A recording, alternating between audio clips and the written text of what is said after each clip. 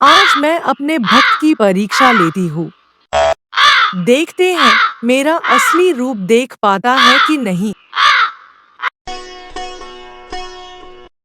देखो डब्बों में कुछ बचा है क्या? किशोर और सुमन एक एक कर सारे डब्बे खंगालने लगे। उन्हें एक डब्बे में थोड़े से चने दिखाई दिए और दूसरे डिब्बे में बहुत ही थोड़ी सी सूजी।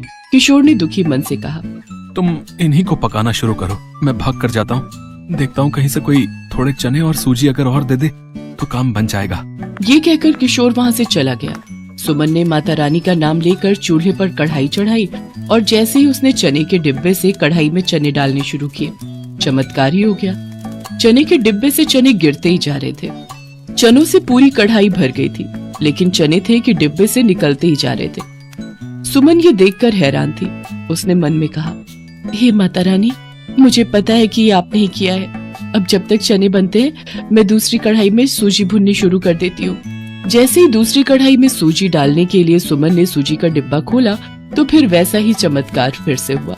उस डिब्बे में से ढेर सारी सूजी गिरने, सूजी कढ़ाई में से गिरती ही जा रही थी और डिब्बा खाली ही नहीं हो रहा था। ऐसा ही घी, तेल और आटे के डिब्बे के साथ भी हुआ। थोड़ी देर बाद सुमन ने कढ़ाई भर के चने, हलवा और पूड़ी बना दी। तब तक किशोर भी आ गया, लेकिन जैसे ही किशोर ने वो सब देखा उसकी आंखों में खुशी के आंसू आ गए।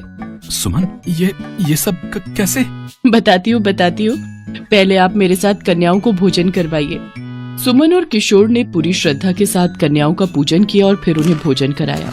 और जब सारी कन्याओं ने भोजन कर लिया तो उसमें से एक कन्या उठी और देखते ही देखते माँ दुर्गा के साक्षात रूप में बदल गई और बाकी की 8 कन्याएं भी उन्हीं में समा गई।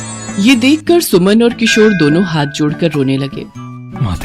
माते धन्य हो गए हम दोनों, आपके साक्षात दर्शन पाकर हमारा तो जीवन ही तर गया मैया। मैं तुम दोनों से बहुत प्रसन्न हूँ। तुमने गरीबी और परेशानी में भी मेरी भक्ति नहीं छोड़ी। मैंने तुम्हारी परीक्षा ली और तुम दोनों उस पर खरे उतरे।